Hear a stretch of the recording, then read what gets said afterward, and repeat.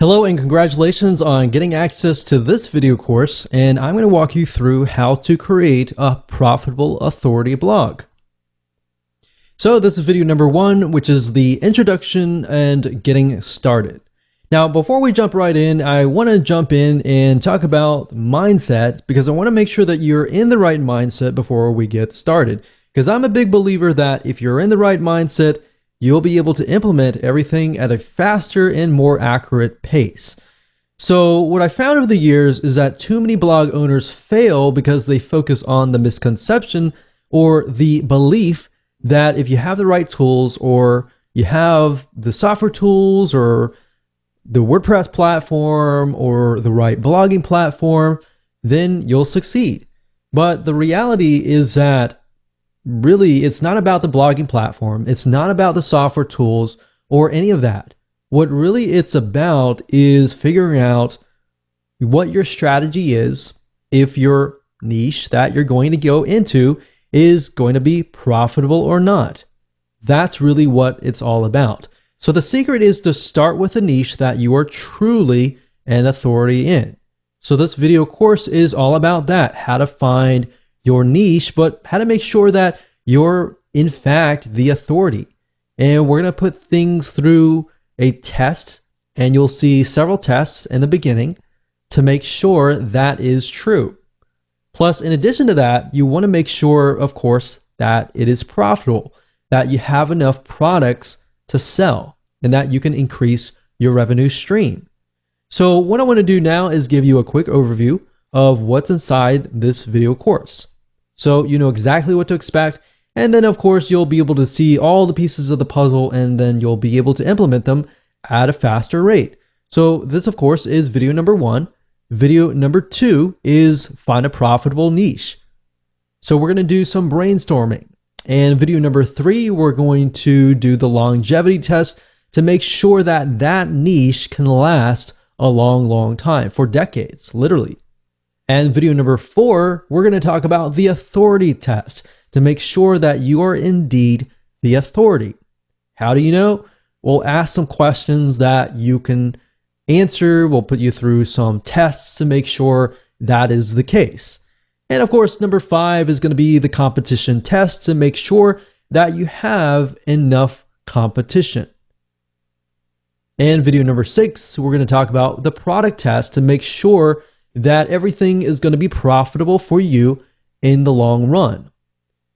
Because the worst case scenario is you jump into a niche that has a high demand, but it's not necessarily profitable. And of course, video number 7, we're going to talk about topic generation. So we're going to take the niche that you decided upon, and I'm going to show you how to use free tools to gather intelligence to figure out what actual topics are in demand. Because it's easy to create topics out of our head, and that's great, and some of those might be high in demand, but we can verify these with actual tools online. And video number 8, we're going to talk about blog post creation.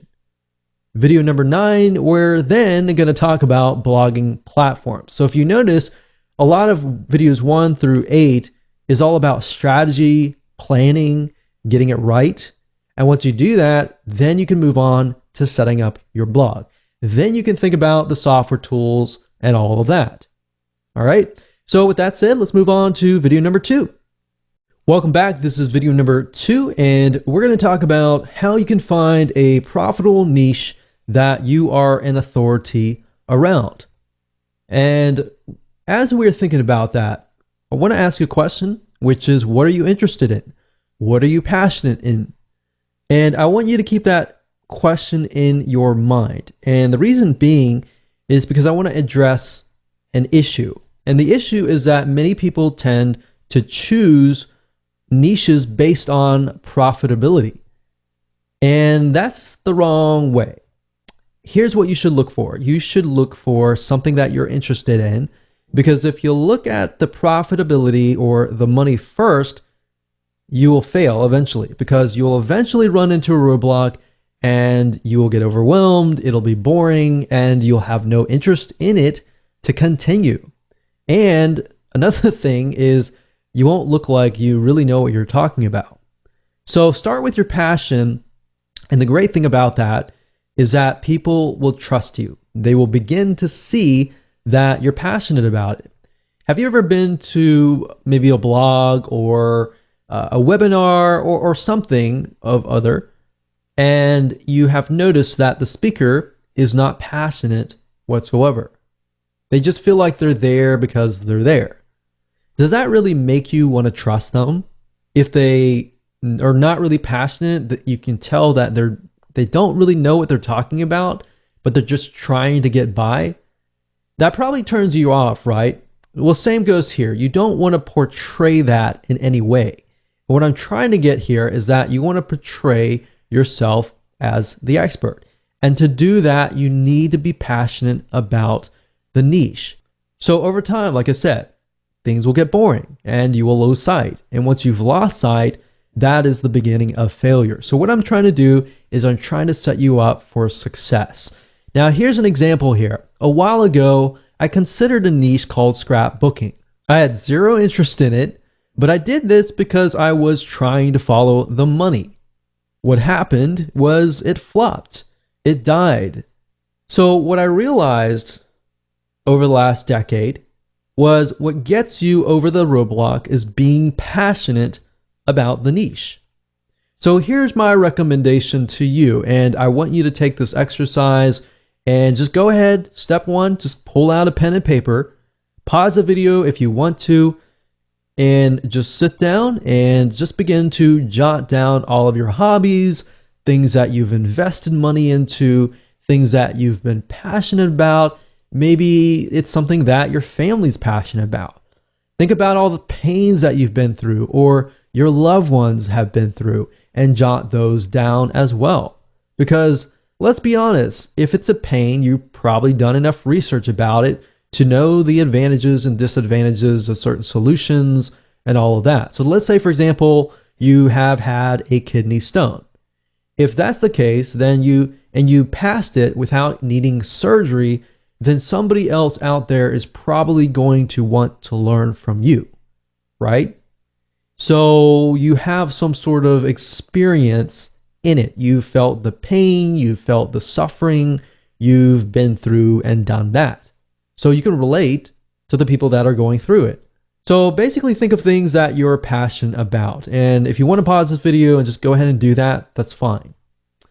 After you've done that, step number 2 is now, out of these that you have written down, I want you to pick and choose the ones that you're extremely passionate about. Now, hold on to this because in the next video, we're actually going to discuss how to ensure that you can make sure that you can do this for the long term and that this passes the longevity test, which is the next video. Hello and welcome to video number 3, and we're going to talk about the longevity test. So here's a quick and easy short test that you can utilize to figure out if you're really passionate about the niche in the long term. Because you might be okay right now, but we really want to know if it's going to last for a decade or more. So in the previous video, you created many different topics and then you chose one. Now, the fact that you're passionate about this topic means that you're more likely to succeed in the long term, but we want to make sure that is the case. So here's what I want you to do. I want you to get a timer, whether it's your phone, whether it's your watch. From this topic, what I want you to do is try to jot down at least 10 to 15 different but very specific topics around this one topic. So in other words, let's do half an hour. And let's see how fast you can create specific topics around this niche. So say, for example, let's take the example of kidney stones. We can think about with kidney stones, there can be dieting. For example, certain foods create kidney stones, and certain things, certain supplements can actually help pass the stone without surgery. Now, can you create 10 or more topics? So I created 2 out of those. Or let's say, for example, lowering cholesterol. We have dieting, we have exercise, we have cardiovascular exercise, we have aerobic exercise, we have other different options as well. So what we're trying to do is figure out how many topics you can create. So go ahead Do that now, pause the video. If you got 10, great. If you got 15, super. If you got 20, awesome. But if you got at least 10 within less than half an hour, then that's a good sign. That means that in your brain, you're able to produce topics right away and that you're actually passionate about this niche. Now, are you stuck? Let's say you tried it and you weren't able to think of anything. If you're stuck, then that kind of means that you need to move on to the next one. So look back on the list of pains and hobbies, pick another one, and go through the cycle again until you find one that works. Now, here's the final test. Let's say you found something that you were able to write 10 for. Is this something that you would feel comfortable writing day in and day out? Is this something that you're willing to get educated about and increase your knowledge about, read books about from other experts, talk to other people about, surround yourself with people who enjoy this topic, and would you be happy with all of that? If you said yes to all of these questions, then this might be a good topic of choice. So that brings us to the authority test next. Hello and welcome back to video number 4. This is the authority test. When it comes to being authority, you always want to be one step or one level ahead of your audience. What do I mean by that? I mean, if your audience are newbies, you want to make sure that you are at least in the intermediate level. Or if your audience are intermediates, then you need to make sure that you are an expert in that niche. And the reason being is because you need to be several steps ahead to ensure that you answer their questions. In other words, you need to make sure that you can gain their trust by providing value, and that way they understand that you have been through what they are going through right now. Because if you're going through what they're going through right now, they might see you as the same level as them. They don't really see you as the authority. They see you as maybe somebody who's a friend or somebody who understands what they're going through, but not yet has encountered the future. See what I mean by that? You have encountered the future, and therefore you can give them advice and tips to help them. So people want to know essentially if you are ahead of them, because basically the reality is if you do not know what you're talking about, people can see right through you. They won't trust you, and in the end, they will not buy from you. Because at the end of the day, people buy from people that they like and trust. So trust is a bigger, major factor here. So that's really what this whole formula is all about, is how can we get people to trust you? And ethically and rightfully so, if you know the niche, you know the advice and the tips, and you've lived it, then you're more likely to be able to connect. And by connecting, you understand their struggles. You see where if you find somebody that's just profitable and you're relying purely on somebody to write the content for you, so you're missing that emotional connection. So at the end of the day, if you think about it, people buy for emotion. They don't buy for logic. They justify their purchases with logic. All right. So with that said, if you're one step ahead of everybody else, great. If you're not, it might be something to think about. With that said, let's move on to video number 5. Hello and welcome to video number 5, and this is the competition test. So the big misconception is that there's too much competition. Oh no, this is not a good niche to go into. If anything, that is actually far from the truth. Having a good amount of competition means that there is a buying market. Why? Because typically what this means is the competition has paved the way, they have educated the market, and they've placed products out there. If the market doesn't really know what the products are all about, your competition actually has to educate the market before people actually will buy them. So basically, instead of having to educate the market, you simply come in, provide lots and lots of value, and you can move in, you can find out what your competition is doing, what your competition is not doing, therefore is a demand in itself, and actually do it. So let me go ahead and show you how to find competing blogs, spy on them to do the necessary competitive intelligence. So technically you can go to google.com and do a search for blogs in your niche. But a tool that I like to use is called buzzsumo.com. That's buzzsumo.com. And the reason why I like this is because this site literally analyzes the content that performs the best within the niche. So this really is going to help shortcut things for you. So if I go here and I type in, let's say for example, lower cholesterol, let's see what we get. Now, one thing to note is that BuzzSumo, it is a paid tool, but it will allow you to do some free searches as well. So if you want to pay for it later, that's fine if you get really serious. But for now, as starting out, you don't really need to pay for it. So if I type this in, you can see these are some blogs or websites that are actually getting a lot of engagement. And what you're trying to figure out is what are they doing to get that kind of engagement?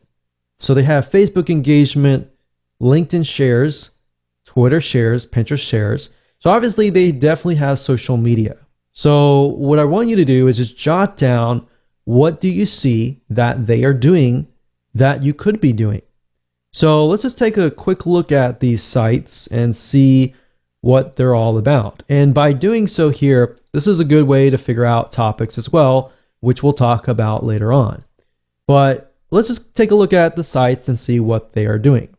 So if we go here, it's theheartysoul.com, and we can see they have different sections, one for food, one for body, one for lifestyle, and it's just these three categories, and then they have subcategories within each. So for example, food, when it comes to lowering cholesterol, there's breakfast, there's snacks, there's entrees, there's salads, there's quick and easy meals, there's sides, there's desserts, beverages, specific diet, brands to avoid, herbs, spices, and more. So you could even jot these down if you wanted to and categorize them.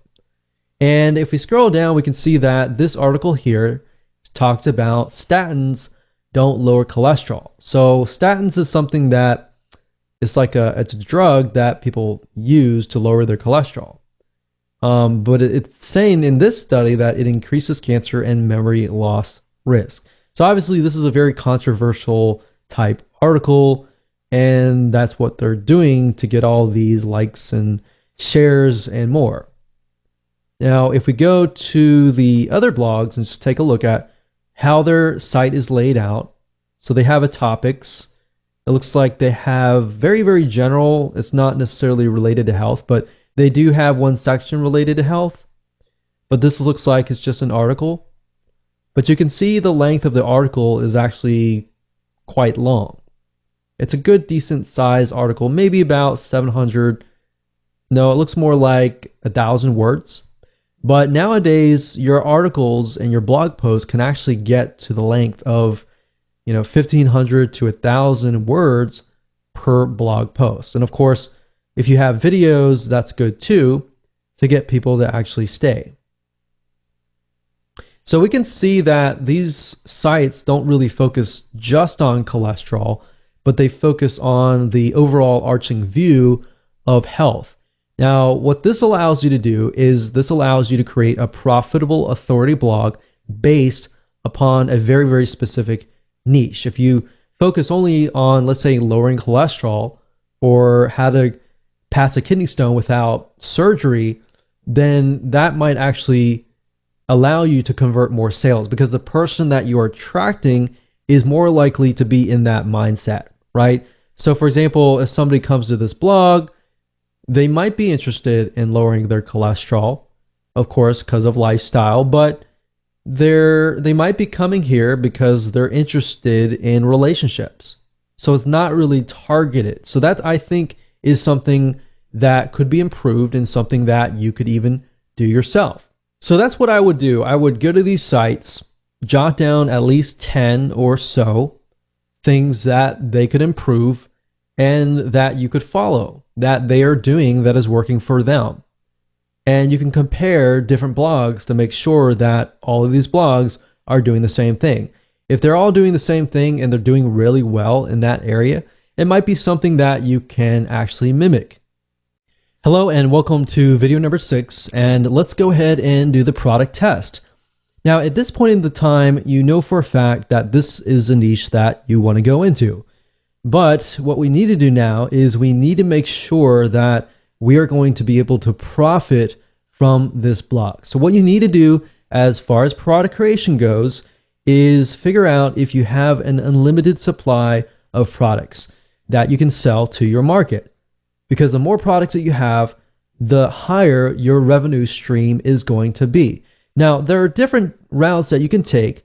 You can either find affiliate products, or in other words, products that other people have created, and you can direct your traffic, your bloggers to, and you can send them there, and if they buy, then you get an affiliate commission. So you get a cut. Basically, if the vendor has a product, let's say a video course, and they give you 50%, for every sale that you make, you get 50%.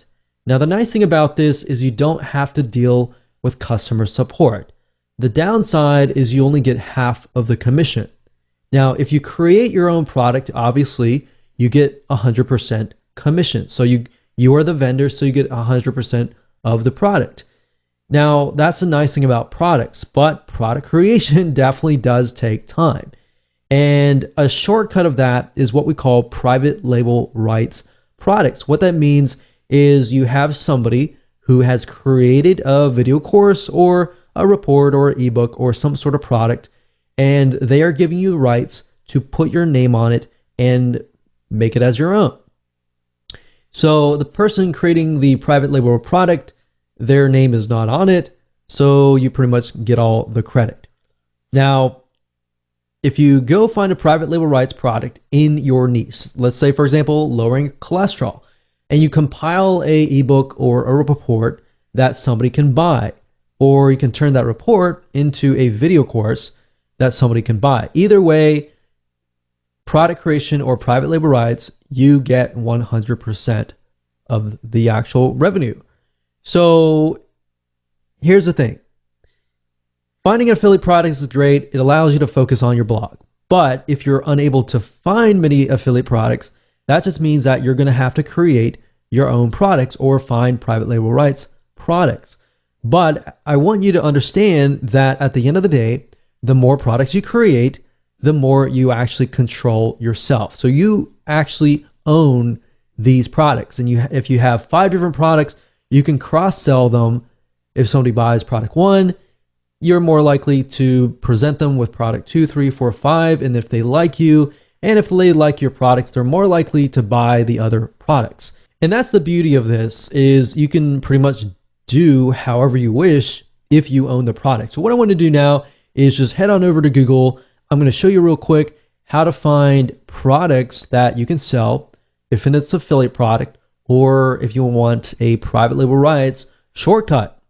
So this is going to be a quick and easy exercise. Simply go to google.com, and then of course in the search box type in private label rights, and then place the next word to be your niche. So in this case, if that's lower cholesterol, let's see what we get. So you're going to see PLR or private label rights. You can do a search for PLR as well. Same thing, same acronym. And you can see that, this is $3.49. It's 30 days to lower cholesterol, PLR ebook.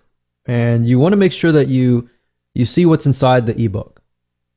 Now, I can't say for everything. Some ebooks are created with tons and tons of high quality, and some are created and they're not really good quality. So you really have to pick and choose. I mean, it's not really expensive. So at the end of the day, you can look at it, and if it's great, if it needs to be rewritten, you can hire an article writer to do a total rewrite of it. Or another thing you can do is you can head on over to upwork.com or fiverr.com, which is fiverr.com, and find somebody to turn these articles into videos, which is something that most people don't do, but that's an extra step that you can take that really adds a lot more value.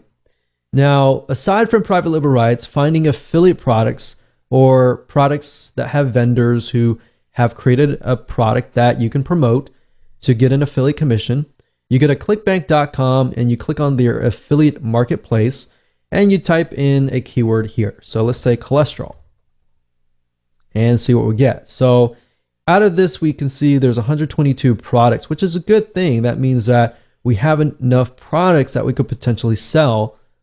And as you can see here, the initial sell is $24.45, and that means that you're going to get that amount of money. And some of these have rebill, so some of these have recurring membership sites attached to it. So if you sell it once, you can get paid over and over again over the course of a few months. So what we're trying to do is we're trying to just glance really quick. You don't have to buy anything right now, just kind of get an idea, is there actually affiliate products out there that we can sell and promote and get a commission? And we can see that there is indeed 122. All right. So another thing you can do is you can go to Google and we can say lower cholesterol or just cholesterol affiliate program and see what kind of affiliate programs are out there for products that are helping people lower cholesterol. And you would simply go here, you would take a look at it. You could contact the vendor to get more information or even get private access or complimentary access to the actual product to test it out to make sure that it is good for your list. So over time, if you build a list of, let's say, 500 people or 1,000 people, over time you have more leverage the bigger your list is, or the more interactive your actual list is. So lists can be email lists, it could be Facebook likes, it could be Twitter followers, and more. But this just gives you an idea about what is actually out there and if you have enough products to sell on your blog for the future. Hello and welcome back. This is video number 7 and we are going to talk about topic generation. So it's time to go one step further and figure out a larger list of topics. Now, we obviously have a list that we created earlier, but we want to make sure that we verify that they are truly in demand, and that is something that people are asking for out on the internet. So how do you go about verifying this? Let me go ahead and show you. So there are several tools that you can use that don't cost you any money to try to figure out topics that are in demand, that people are searching for. And the two sites are Google and SEMrush. Now, SEMrush does cost money, but at the same time, they do allow a free search, which gives you a limited amount of topics. And as you can see here, I went to SEMrush, that's SEMrush.com. And the keyword overview, as you can see here, I typed in lower cholesterol, so kind of following the topics that we've been talking about earlier. And as you can see here, you can choose countries, but I would advise just choose one country. And as you can see here, we scroll down, we can see phrase match keywords. So as far as lower cholesterol goes, we can see here how to lower cholesterol. We can see the CPC, or what advertisers are willing to spend. And that's a good sign. If they're willing to spend money on a specific keyword, that means there is demand. As you can see here, foods that lower cholesterol lowering foods. So there's a lot about foods.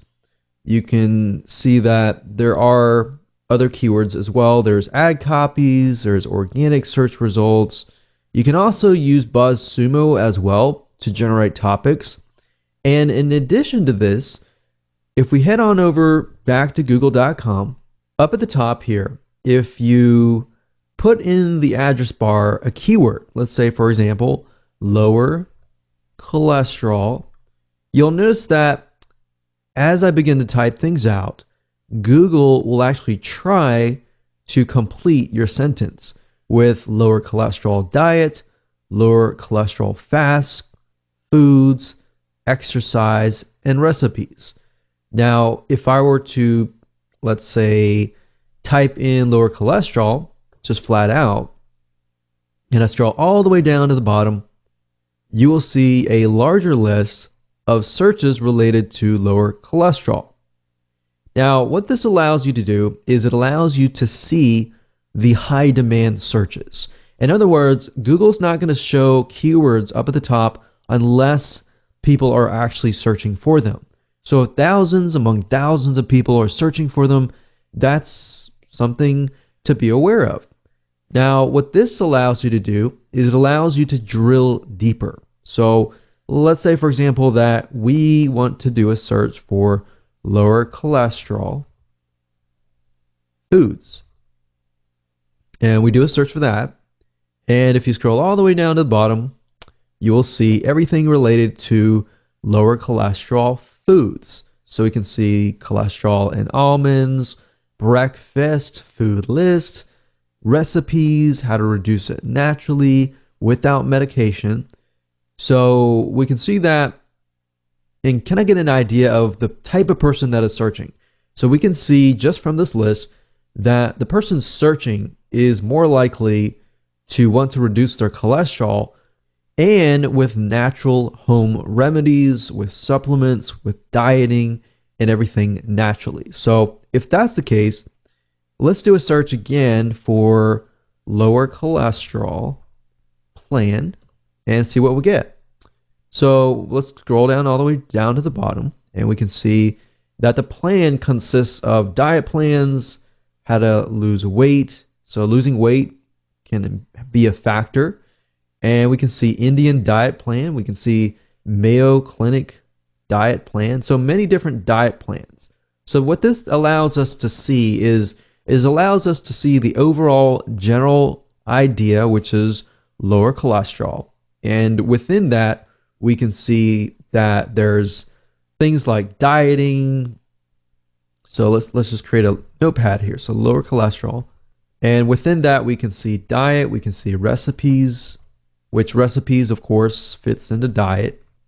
We can see exercise. You can ask yourself what type of exercise, lifestyle changes, what type of lifestyle changes. So as you're beginning to type these out, ask yourself questions that other people would ask, like what type, or what if, or why, or how, or when. So who, what, when, where, how kind of thing.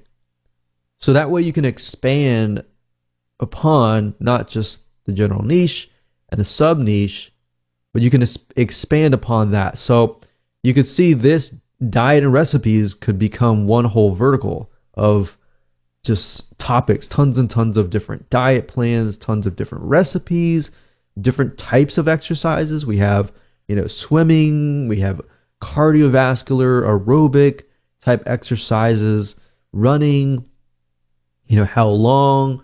And as you can see here, you can really dig deeper and deeper and deeper. So I would say just using Google itself allows you to really dig deeper, but utilizing other tools like SEMrush or BuzzSumo, or even going after the paid versions of these apps and digging up actual data that says, okay, this keyword is getting a $3 CPC, which means for every click somebody gets, they're actually paying about $3 cost per click. All right. So that's basically all you need to do right now is just do a little brainstorming, do a little researching, and create a list of topics that Google has proven to you that it is in demand. All right. So with that said, let's move on to the next video. Hello and welcome to video number 8. And let's talk about blog creation.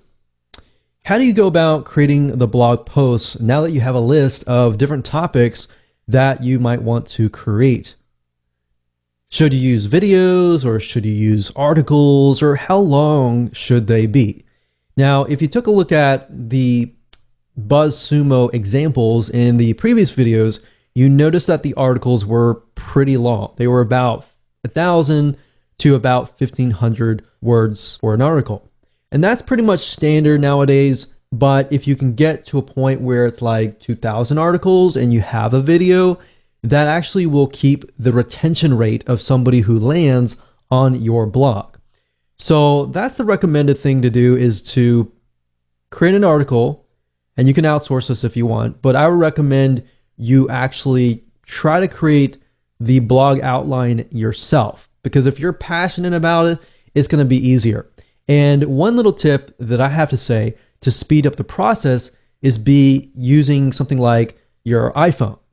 So like an iPhone, it has something called Siri, and Siri allows you to voice your thoughts on your notepad, and you're able to create an article at a really, really fast rate. Now, obviously, grammatically, everything might be incorrect, but what you can do is you can do that on your iPhone or your smartphone, or even Dragon Naturally Speaking, to create the article, and then you can send it to a proofreader.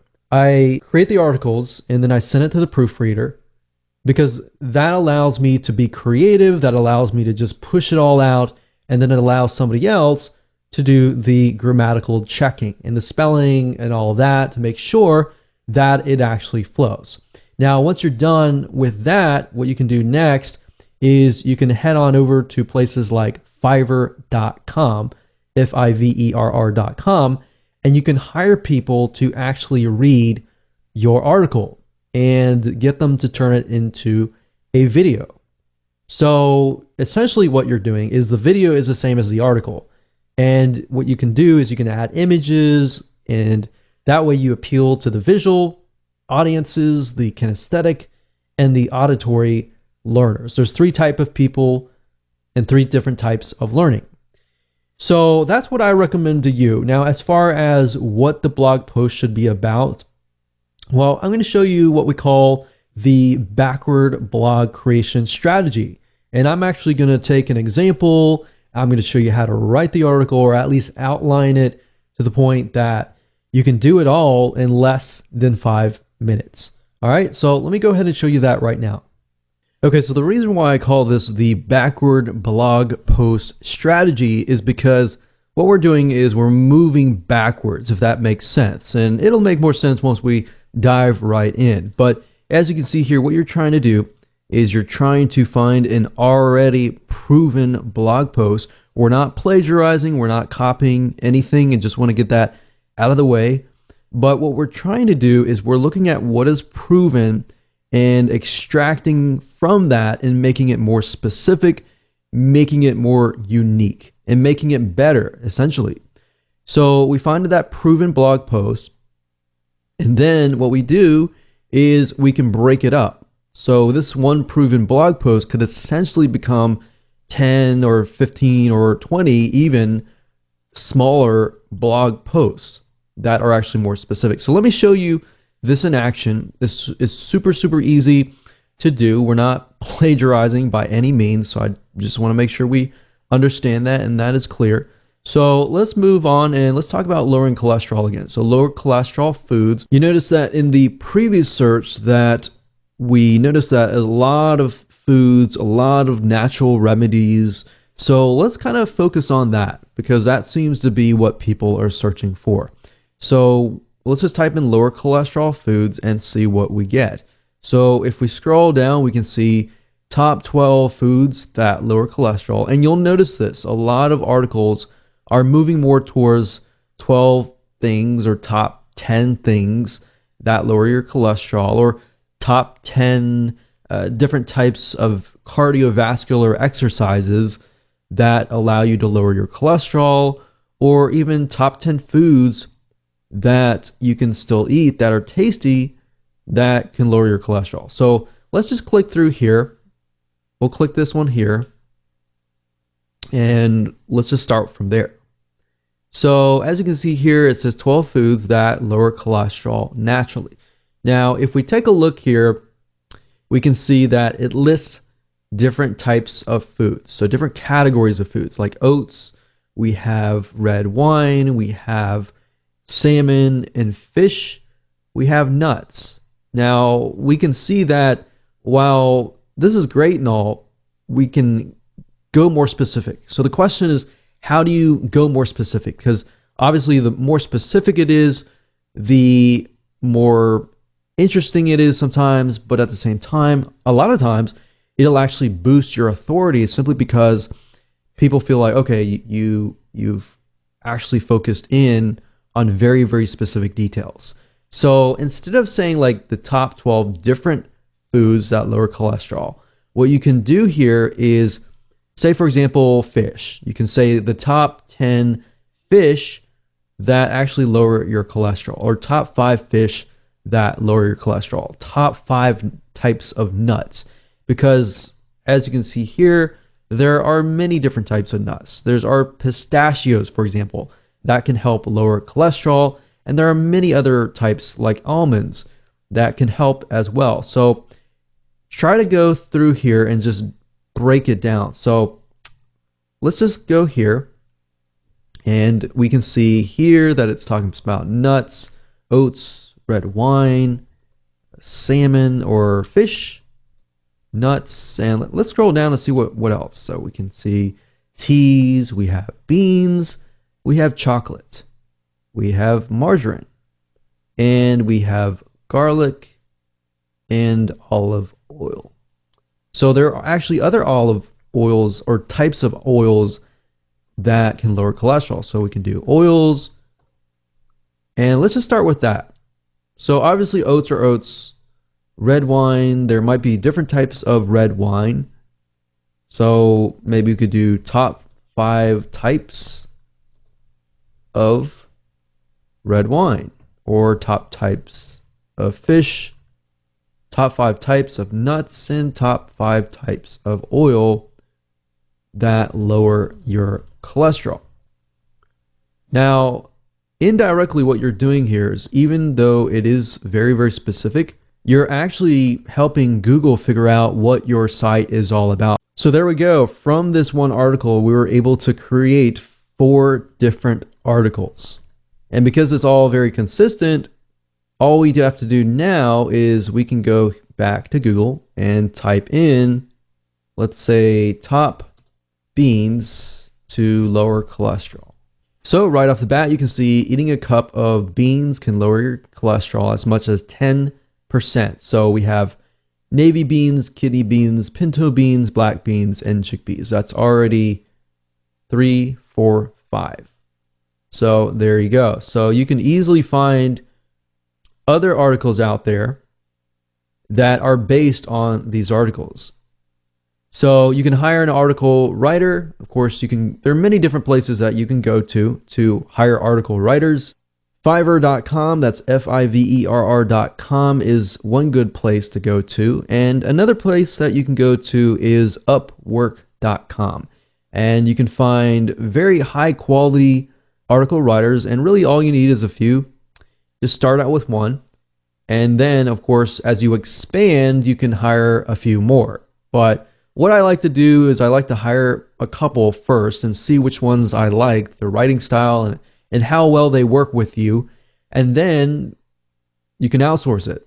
Or you can either do it yourself and very, very easily do it because you have it. It's more specific. The more specific it is, the easier it is to write. So for example, going back to nuts, we have number 1, pinto beans. Number 2, navy beans. Number 3, 4, 5. So all we need is 3 more, which we have those. So kidney beans, chickpeas, and butter beans. So all you have to do is simply hand this to an article writer and say, hey, I want you to write an article on the top 5 types of nuts that lower your cholesterol, and I want you to cover the what and the whys.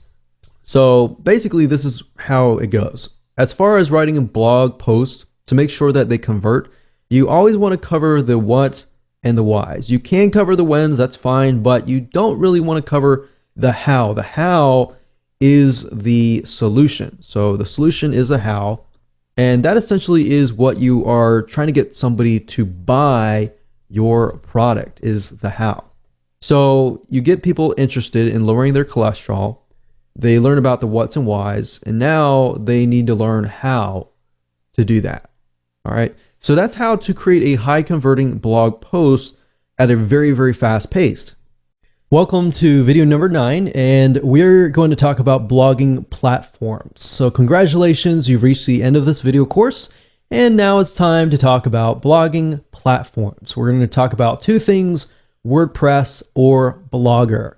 And the reason why I want to talk about Blogger is because I know many of you might have the temptation to use Blogger, and Blogger is great. And you can use both, but I recommend the WordPress being your actual blog. And of course, if you want to use Blogger, you can use it to kind of bump the rank up of your WordPress site.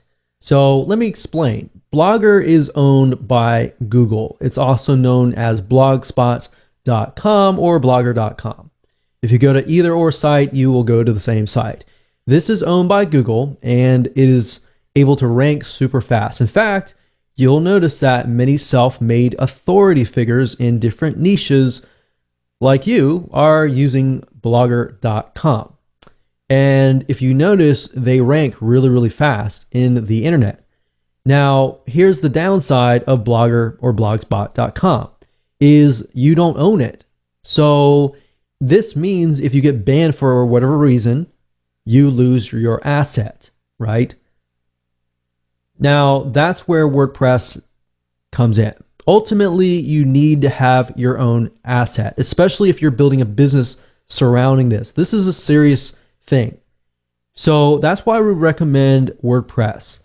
And you need to buy your own domain. You need to buy your own web hosting. And usually, typically, most web hosting companies have WordPress. So you can simply log into the panel or even ask them to install it for you, and they will install it, and you're good to go. So I'm going to explain a little bit more depth about WordPress. How do you find a domain? How do you go about finding web hosting? What web hosting companies we recommend? And how do you create your blog? How do you find themes? And we'll cover all of that in just a second. Okay, so in order for you to get this to work, you need to have a domain name because you need to have your own brand, essentially. So what you need to do is you need to head on over to a site called namecheap.com. And what Namecheap is a domain registrar, which is where you can buy your domains. So you can go here, and if the domain is available, you can actually get access to it. So if we say something like lower cholesterol, and I'm pretty sure lower cholesterol is taken, but we'll just do 1, 2, 3, 4, 5, 6.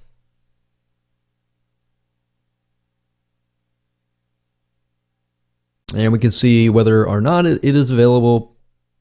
And I'm pretty sure it is just because it puts the numbers in it, but I don't recommend you do that. I just recommend that you find whatever domain that is great for you, and then of course add it to your cart, buy it, and you're good to go. So you pretty much have completed the domain part. Now you have to get web hosting. So essentially the way it works is this. If we go back over here, you need two things. You need a domain name, which is kind of like an address, and then of course you need to have web hosting. So if you think about it, a house or apartment, you always have an address, right? And of course the address points to a house. And then a house actually has furniture in it, and you can change the outlook of it, the design of it, on all that. That's basically what web hosting is all about. So what you need to do now is you need to find a web hosting company that specializes in WordPress, because you're going to be using WordPress. Now, just keep in mind that WordPress is a very intensive type software. So as you grow your WordPress site, it utilizes a lot of RAM, a lot of server processing speed as it grows. So that's just something to keep in mind. So what I recommend that you do, you can either go to Google and you type in top WordPress hosting companies and go from there, or you can specifically use the ones that I'm about to talk to you about. There's one site called knownhost.com. We've used them. They have one of the best customer supports as of now, and they're very, very fast. The one good thing about web hosting companies is, as far as trying to figure out whether or not they are good or not, is to figure out how fast their support really is. If you email them, and you might want to test it out, if you contact them and they take hours and hours to get back to you, move on to the next place, because that's a good sign to figure out whether or not that's a good hosting company. But we've tested this particular host and we found that they're really good. So what you want to do is you can head on over to here, and what you're looking for with WordPress type web hosting is SSD. So any type of SSD is going to be really fast. So you can pick the $25 per month plan, for example, and this is going to be reliable because this is a reliable host. You always want to choose a reliable host. The next host that's good for web hosting for WordPress is a2hosting.com. And if you go here, you look for the cloud hosting, or you can look for the shared hosting. So if you click on cloud hosting, you can go through and purchase whatever you need. Typically what you can do is you can start out with the very basic plan, and then of course move up from there. So as you can see, A2 hosting uses SSD, which is what you want. If you see any hosting that is using something like HDD, which is a regular hard drive, then you might want to pass. So for example, there are a lot of web hosting companies out there. HostGator also provides WordPress hosting. I cannot recommend HostGator. Have not really had the greatest experience with them. But knownhost.com is a great web hosting company that we have tested, and it has been tried and true. So once you've gotten your domain and your web hosting, the web hosting company will provide you with information on how to connect the two. So they will provide you with that, and if you have any problems with that, you can talk to them about that. So basically, I can tell you for a fact, KnownHost utilizes what we call cPanel. So they're going to give you access to a cPanel, which then you can log in, and of course, they will give you access to what we call Softaculous. So what you do is you click on WordPress here, and this is basically an app installer. So instead of having to go to wordpress.org and install the 5-minute installation file, which really isn't 5 minutes, by the way, it's more like maybe 10 or 15 minutes or even more, depending on your expertise. So that's why I find this route is just a lot easier, because with this Softaculous, all you have to do is simply go down, click install now, and you fill in the details, and within less than 3 steps, you have installed WordPress. So up at the top, if you scroll down, you're going to see the in-directory option. What this means is basically if you want your WordPress blog to be installed on www.yourdomain.com, if that is the case, leave this blank. If you want to install the WordPress blog in a subfolder, then that's when you can actually enter a directory here. So if this case, we can just type in test blog, you fill in your site name, your description, and then of course your admin username and password. And then of course you can choose the advanced options, and then you can actually select a theme. So that's a nice thing about this particular app installer, is you can pick one, you can actually scroll through many different themes. And the nice thing about WordPress is you can literally change the whole design with a click of a button. You don't have to redo everything or anything like that. So if I want to go with this one, I can click select and click install. And literally within less than a minute or a couple minutes, we are good to go. That's it. And of course, if we go to the actual blog itself, we can see the actual blog has been created. Now, the app installer is going to give you access to the WordPress administrator dashboard, as you can see here. And all you have to do is literally, whenever you create a post, you can go here, add new posts, and you can add new pages. You can also change the appearance by going to appearance and themes. So let's say, for example, we don't like this particular theme. We always can go to add new, and we can find another theme. We can click install, for example, and it's installed. We can activate it. And if you go to the live site, you can literally see that the blog design has been changed. Now, I would recommend that if you are very serious about building a long-term authority blog, that you buy a theme that actually relates to your audience. So I recommend a site. It's called themeforest.net. Themeforest.net. And if you go under WordPress, you can actually find different themes that relate to different markets. So for example, we have blog and magazine. And just because it says blog does not necessarily mean you have to use that theme. You can use a theme that is related to other different markets as well. So as you can see, it ranges about $20 to about $54 per theme. But these themes are very, very professional and can definitely make you stand out. And if somebody comes to your site, you want to make a good first impression. And if you do that, that's one side of getting people to trust you, is to make sure that your site looks professional. So that's just something to think about as well. So I'm not going to go into too much depth about how to use WordPress. That's a different course for a different day. There's many different types of video courses out there that will teach you how to utilize WordPress, how to manage the site, and all that. But best of all, WordPress is great because it's very newbie friendly, and once you understand how to use it, it's very, very fast and efficient to create posts, to create pages, to add images, and all of that.